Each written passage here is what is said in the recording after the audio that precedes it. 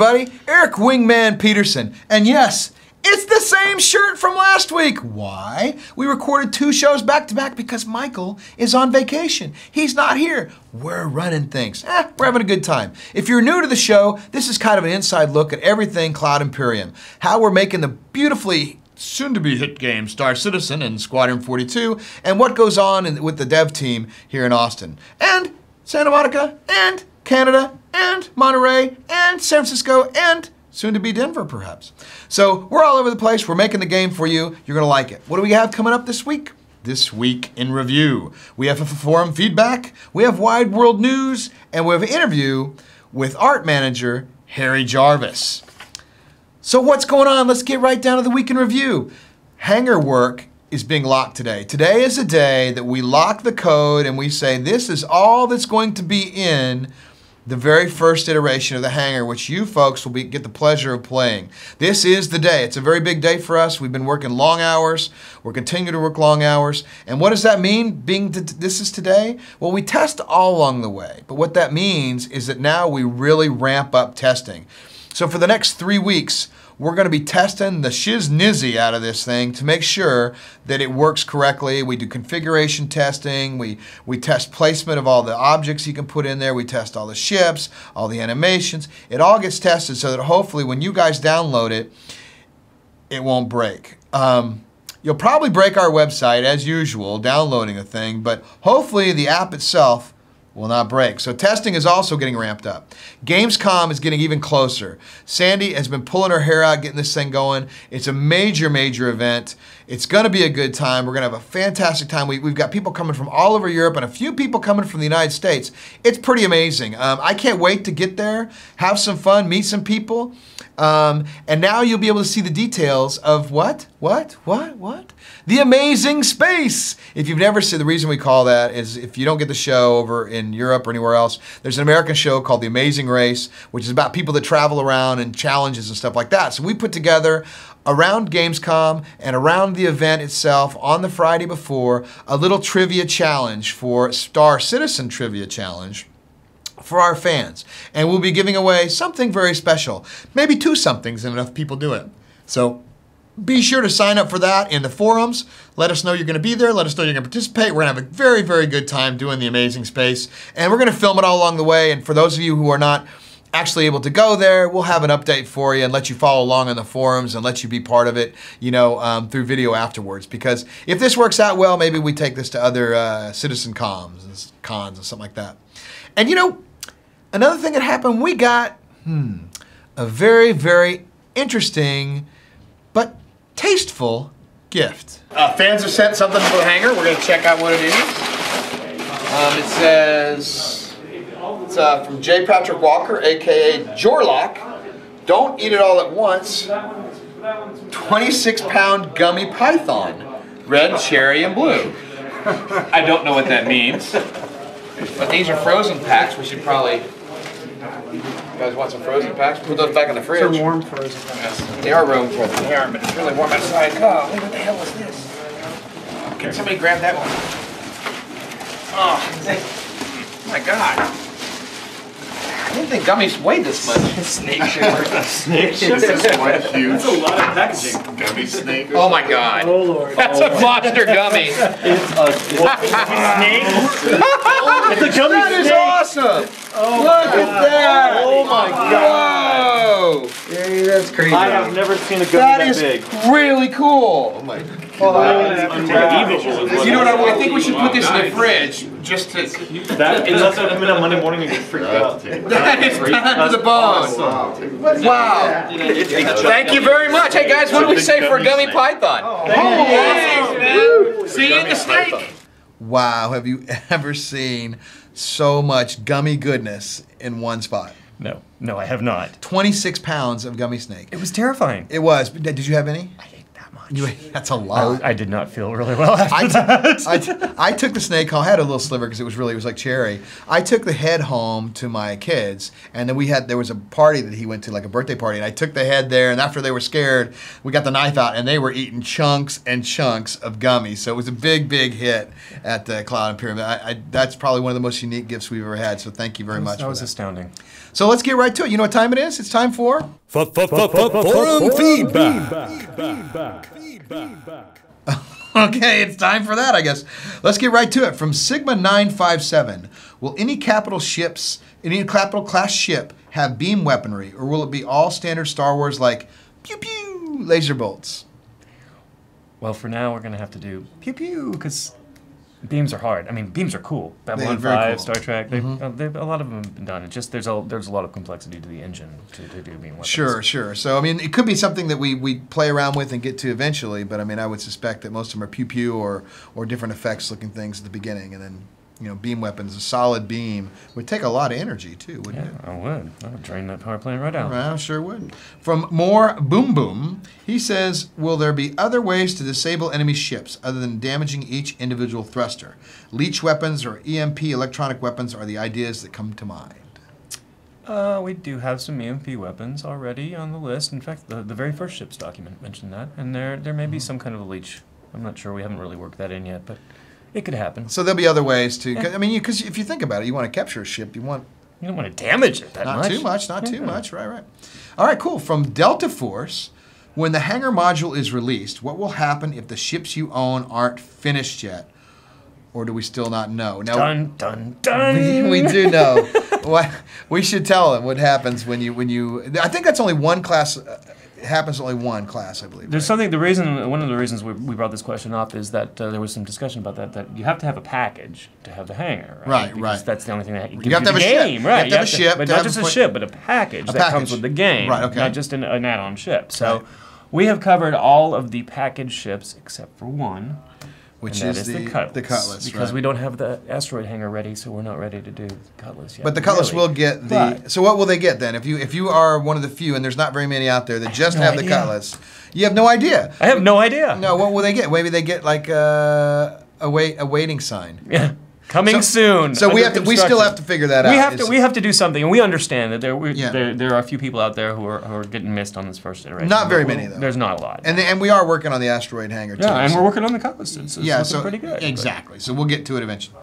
From Hiro Matsu, will starting locations be spread all over the actual known and inhabitable areas?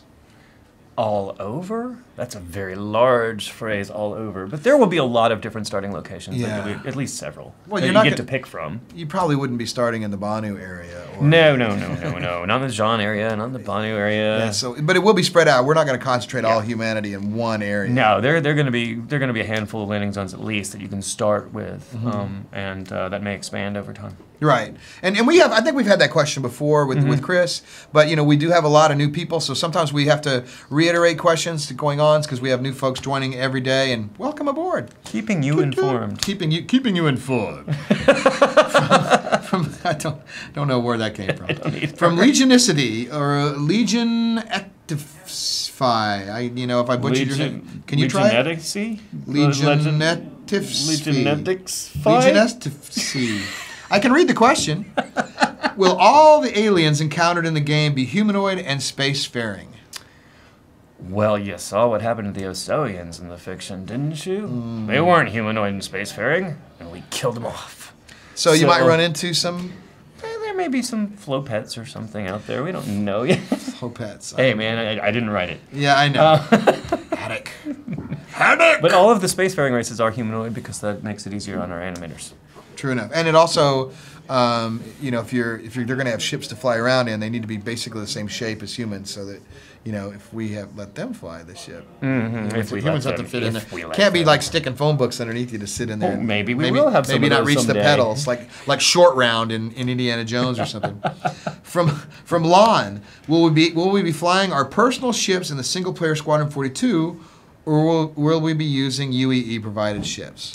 Think Wing Commander. You are in the military. You don't bring your ship along with you or your lunchbox. You just go get on the carrier and they give you whatever ship they feel That's like a softball question, right? Yeah, there. I know. It's like, hey, I can answer that one with no sweat. Yeah, that one we know is yeah. So if you played any of the Chris, I mean, a lot of the answers, if you think about it, if you played any of Chris's games, and we all have, you can kind of look to, this is like all those games combined on the nth degree. So a lot of the things that work, we're still gonna, we don't want to reinvent the wheel, and that's exactly what it's like to be in the military. So, from Knight, an interesting spelling, K-N-Y-G-H-T-E. I'm thinking it's Knight. I think so, maybe. How will we change equipment on our ships in the hangar? Will there be a terminal and automation performance of mechanical work? Do we have on-site mechanics? That's a good question. Okay, so there's going to be a very, very, very cool, I've seen it, interface for customizing your ships, for putting equipment on your ships. Now, of course, that's not going to be ready on the first iteration of the hangar, but that's going to come in one of the drops. It looks great. It looks great, and for now, and I think Chris has talked about this a little bit too, but just to update people, for now, what's going to happen is you're going to do things in the interface, little wavy things and hand wavy things. Pew, pew, and pew, then pew. the equipment will pop onto your ship. We're not going to have a lot of extra time for animating robots and stuff like that to carry out the parts and weld them on. That brings a good point. Over time. Yeah, that brings up a good point. So the hangar will work. It'll be great. It'll be fun. Is it going to be completely polished? No, that's part of the reason we want to do this with you guys. It's way before alpha. It's we want to bring you guys into the fold and get your feedback and bring you in. So we release systems and things as we go, and then you guys say, hey, that's really cool. Wouldn't it be cool if? And if we can do the if, and it's not going to really impact the schedule too much, we're going to do it. We want this game to be the final game to be as impactful and cool as possible, and that means getting it to you in a playable state as fast as possible, and that's exactly what we're doing right there. From Viku, V-I-K-U, with the whole instance thing going around in the persistent universe, will it try and put members of the same corp in the same instance, or will we have to be grouped if there's such a thing? We're going to try to keep you with your friends. I mean, but if you're flying around with 200 people, they're going to be limitations. So you'll probably have some level of, in the command and control sections of your group, you will probably have the ability to divide up into squadrons or something. Right, that makes sense. Squadrons will stay together, and you may even get to allocate what instances they go to at some point, but we don't know how that's going to work. So you can have friends and then BFFs. Or something BFFs. Like that, like squadrons, but I don't know. Sorry about that. Sometimes pops in there. I don't know where it comes from. We're a close-knit group. Yeah, we are. From Loot Fit, that's because we're working 14 hours a day and eating the same food, and we're in very small space and smelling badly and, all that stuff. Speak for yourself. Yeah, okay, well, I'm stinking. From Lootfisk, can I crew my tanker with NPCs and order them to harvest gas from a nearby giant, I guess a gas giant, and sell it on the market even while I'm not online? Oh, you have pushed Rob's big red button. Rob does not like earning money when you're not online. Now, that doesn't mean you're not going to be able to, because, things change. Right. But anything I have a say in, I try to push away from that. You will probably have to fly with any NPCs you hire. They don't just go off and do their own thing and then come back. Well, you think about that from the griefing or the other side of that. What if it sounds really cool, like I'm going to go set my guys think I'm going to go to bed, make some money, but what happens if you get blown up while you're in bed and you didn't have a chance? The NPCs are still AI. They don't know to fly away. They don't know what you want them to do. There's just too much there that could happen on the negative side to warrant that. And I think that's probably a good reason not to allow that to happen. But again, we got to get into that point. Things change. Yeah, get into the point and see how that works. And again, that's why we're doing this with you. You know what's really exciting about this weekend here? No, what's that? Football. It's the Hall of Fame game happens this weekend. On August 2nd? August 4th. August 4th is football. Now, it's not real football, but it's close enough, man. Okay, but American football, because half our audience out there is sitting there screaming right now. Yes, we know. We could call it soccer. I love the beautiful game. Don't worry. Yeah, he does. He's a big fan of of what we call soccer over here, and It's very confusing. we're to actually people. shooting this before the end of the Gold Cup. Hopefully by now the USA was dominating and they've won the Gold Cup by now. I sure hope so. Panama's dangerous, man. Panama is dangerous, but we'll see. This will be a week after. Yeah, I know. It's everything's all. We'll out of either be whack. all happy on Sunday or we'll be like, well, it was just the Gold Cup. You know, Only the Gold Cup. I know it's doesn't just the matter Gold at all. Cup. We looked great getting there, but the truth is we care. We want to win the Gold Cup because, first, we're not fighting Mexico there, which is, oh well, they didn't make it. Bummer. Oopsie. Yep, tough. All right, hey, great. Now it's time for return to our own Ben Lesnick and this week's Most Valuable Post.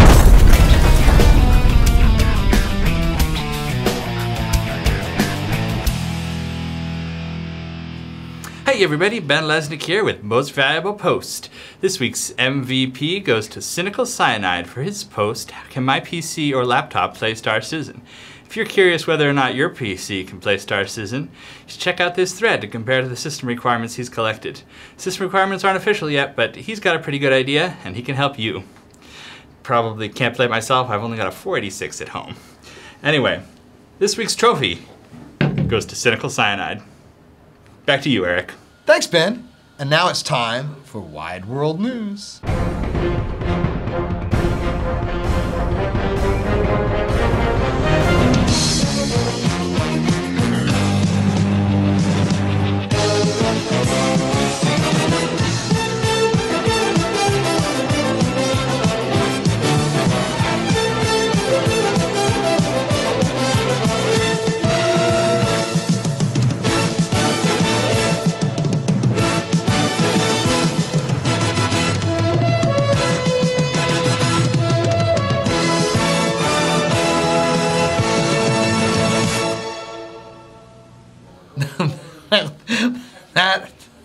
That was awesome. And now it's time for a look back in time for This Week in Space. August 5th, 2012, 10:23 p.m. Pacific Data Time, and NASA's Curiosity rover is plummeting on a collision course towards the Warriors planet, Mars. Curiosity, enclosed behind its heat shield, is first encountering the thin atmosphere of Mars. Buffeted by the air, Curiosity slows down to a mere Mach 1.7 when it deploys the largest parachute ever attached to a spacecraft. A 9G smack of deacceleration, and the car-sized rover is floating towards the red dust of Mars. But the air of Mars, a fraction of Earth's atmosphere, is insufficient to brake the craft to a soft landing. To further reduce its speed, Curiosity returns to the technology that got it there: rockets. The rockets fire to slow Curiosity to a landing velocity. One last trick up its sleeve as the rocket ship lowers Curiosity on a sky crane gently to the dusty surface of Mars. Separation, and the rocket ship blasts away to a crash landing nearby. Mars Curiosity rover, expanding man's understanding of the red planet in space. And that is your Wide World News.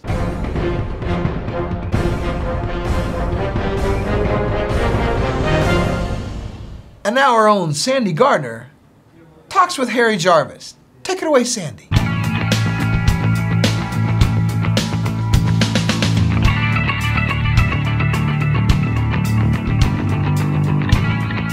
Hey everybody, I'm here with Harry Jarvis, our art producer. Hello. Harry. Hi. And Harry, can you tell us a little bit about your background? Let's see. I've been in the game business for about the last 12, 13 years. Prior to that, I was in the movie industry, which is how I came to know Chris Roberts. He hired me to come out for the live action shoots for Wing Commander 3. We did those, and they were sort of amazing, challenging, really intense and fun experiences. And so I've sort of hooked up with him for Wing Commander 4, worked with him on the Wing Commander movie, joined him on Digital Anvil for Freelancer, and then we kind of swapped careers, and I stayed in games while Chris went to movies. All right. And now we're back together. How'd you get back together? Well, I'd heard about the Star Citizen, obviously, and had been talking to Chris and Eric Peterson over the last year or so as they got this up and running, and let them know that I was definitely really, keen to join them again, and the opportunity arose, and here I am. All right. I see Harry on the email thread, so he's a bit of a mover and shaker. Your job, your job is to... Basically, I'm a kind of a conduit for information. I try to, that's one of the things I do, that and organizing information, trying to get all the creative input from people like Chris Roberts and Chris Olivia and some of the other key creatives on the team, and get them into focused information that I can get to the artists so that we can be creating all the ships and characters and environments. But you've played Chris's games, right? Oh, yeah. Yeah. No, I wasn't actually, honestly, before Wing Commander 3, I wasn't much of a gamer. I mean, I played SimCity and those kind of things, but I wasn't really a hardcore gamer. And then Wing 3 kind of got me into it. What are you really excited about for Star Citizen? The whole thing, I mean, the size of the project, the scope is amazing and challenging and daunting. I really enjoy the getting back to the space sim and kind of this open environment. One of the things I really loved when I worked on Freelancer was that sort of exploration aspect of the game, and so having the fact that it's not just the single player space sim, but it's also got all that great exploration, that ability to go out and just find cool things that you didn't expect, things that weren't on your quest list or your in your linear storytelling that you sort of had somebody said, hey, you got to go out here and find that. Well, no, you just kind of fly around and discover things that, wow you. That really excited me about Freelancer, and so I see a lot of that potential in Star Citizen as well. You might just need a Freelancer ship. Might have to put one in Harry's basket. That's definitely, I think just from the Freelancer background, I'll probably have to have a Freelancer ship. But there we go. Harry Jarvis, everybody. Hey, well now look who's here. Hey, magic. Yeah, it's magic. I do that every week like it's a big surprise. I know. And so... Our audience probably knows how it works. Yeah, they probably do. So we've known each other quite a while. I mean, we go back. You were at Origin. You started... What were you working on there? Well, I came in... I was hired to work on the shoots for Wing Commander 3 and Wing Commander 4. Got involved a little bit in the pre-production of Wing 5. Also, then was in Silverheart. Silverheart. Oh, that brings back memories. Right. Now, that was the fantasy one that we were doing. Right, we were doing that was the last thing that Chris was working on before he left to start Digital Anvil. Right. Okay. So, but he, have all the hand things going now, like on the Kinect and everything. And you guys were actually kind of doing that, sort of gesturing kind of things. Yeah. I mean, it wasn't. We obviously didn't have any hand reading, but No, but the mouse. Yeah. It was. That was the sort of the. Yeah, that was the idea behind the intent behind what we were trying to do, sort of casting and weapons and things. Michael Moorcock wrote that treatment, didn't he? Michael Moorcock, fantasy author. He wrote the Elric Chronicles. Yeah, the Elric Saga, whatever. Elric Saga, yeah. Yeah, the Chronicles of Elric, whatever. Those were fantastic. Very famous author. Lives out here just outside of Austin. So Chris, that was kind of fun. That's one thing Chris has always kind of done is he's sort of gone out into other successful people and brought them in for story writing or for movies. I mean, like, all the famous actors you worked with on Wing Commander 3 and 4, and then we were working on Privateer 2 at the time, the original, and that was Tracy Hickman from Margaret Weiss and Tracy Hickman fame. So, and that was really cool. I mean, that's always been Chris's MO, though, a little bit, is, he's always looked for the best at what you do, and, when he wanted to shoot live action, rather than, get a bunch of gamers who knew some video, they said, no, let's go out to Hollywood and hire professional movie people, which is, luckily how I got involved. Right, you're a movie guy. You came from the movie side. You threw yourself back over the fence. Yeah, I kind of swapped careers with Chris for a little bit. Yeah, he dragged me into the game world from the movie world, and then he went off to do movies, and I've stayed here. That's right. That's right. And now now you're sort of a new arrival. We needed you. You tell us what you do here. What do you? I'm the art producer and outsource manager. I help the art team basically keep, plan, figure out what we need to do, get stuff out for the schedule for things like the Hangar release and those fun things. Work with all of our outsourced partners and vendors, make sure that we're keeping them fed, that we've got assets in their pipeline, that we're getting them feedback, making sure that they're giving us good quality materials back. In a timely manner. In a timely manner, keeping track of all that, trying to, keep us roughly in schedule, budget, etc. It's a lot to wrangle. I mean, normally you have 1 or 2 outsourced partners, but we are spread all over. We're going to be a lot. It's going to be very diffuse. We're depending, and most outsourcing, you give them a list of things and you very carefully vet every little thing that comes back in, and they're just sort of, a widget factory off somewhere else. Right. Our outsourced partners are very much partners. They have to have ownership. They really have to be part of our team. Right, and they are, and we work hard at that. And so you're sort of the face that they get to do. Now you brew beer. I do. I brew my home brew. Yeah, well, how did you start doing that? And so it was a strange thing. My father-in-law started retiring, and he's always been a slight beer fan in terms of he collects bottle caps and labels and things like that. And so his wife thought, hey, wouldn't it be cool if we got him to, as he starts retiring, to learn how to brew beer? So we got him a kit and got into it, and I looked into it because I'd make wine as well, and it's very similar. And so I said, all right, I'll help him out. And he really wasn't interested, but I fell in love. Right on. So his wife's probably like, hey, you got the new insurance policy. Let's get him some beer. Yeah, right. No, I'm just kidding. I think I am anyway. So you grew up in Libya and Peru. Yeah, I grew up overseas. My dad was a geologist for oil companies, so oil brat. So se habla español? Hablo español, sí. Which is really good because one of our biggest outsourced partners is in Monterey. Yeah, CG Bot's one of our main partners, and they do a lot of work out of Monterey, so Spanish is helpful. Okay, and you said there's something here about molecular gastronomy. What is that? It's food chemistry. It's doing all sorts of fun, really geeky, nerdy things with food. Okay. It's engineers and scientists get into the kitchen. Okay, that's cool. You can do all sorts of strange little things, like you can basically make a mojito and create a little gelatin shell around it, and so you can have balls of mojito that you bite into, and it blows up in your mouth, and you can have a nice little cocktail. Well, everybody you do that with all sorts of things. And everybody that's been a fan of this show knows that we like balls. Cocktails. And cocktails. And cocktails. I want to thank you, Harry, for joining us today. Thanks to Robert Irving for Forum Feedback and Ben for his fantastic efforts on Most Valuable Post. Thanks a lot to subscribers and pledgers. Without you, there is no us. And subscribers particularly pay for the show and allow us to interact with the community and be a part of it. Get your videos in. We didn't have any this week, but that's because we used them all last week. And we shot 2 shows this week. That's the same shirt. Harry and I actually called each other to make sure we're wearing red this week. That's right. Because we don't clash with the green screen. And coming up this next week, we got something coming really fast here. We got new commercials and brochures are on their way. When they're coming, well, we'll let you know. But they're coming, and they're coming fast, and they're coming hot. And it looks great. We want you guys, can't wait for you guys to see it.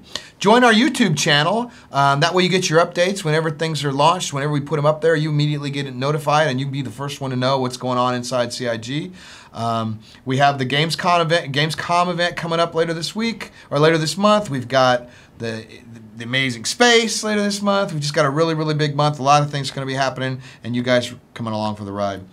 Submit your questions on the RSI forums. Probably be somewhere in this area here when Mike gets finished editing this thing. And don't forget the after show, Wingman's Hangover, 15 minutes after the show, where we get on the chat roll and talk to you about what you liked, what you didn't like, and what we can do better, because we do strive to improve. Remember, if you want your stuff featured on Wingman's Hangar, send it in. We just might use it. Please do. See you in the verse.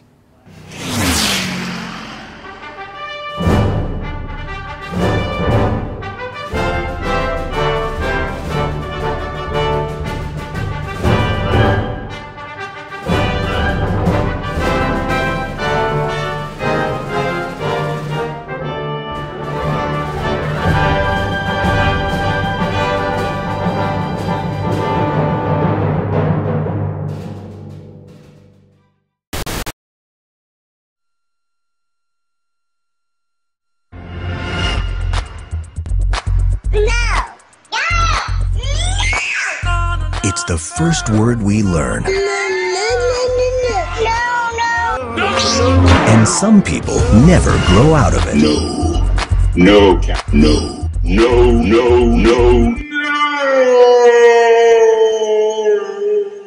But this Christmas... What was that you said? No. Yes! Yes! Carl is about to discover what he's always been missing.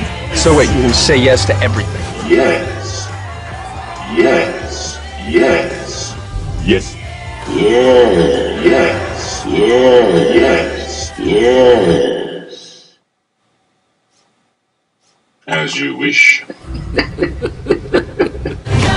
Yes Man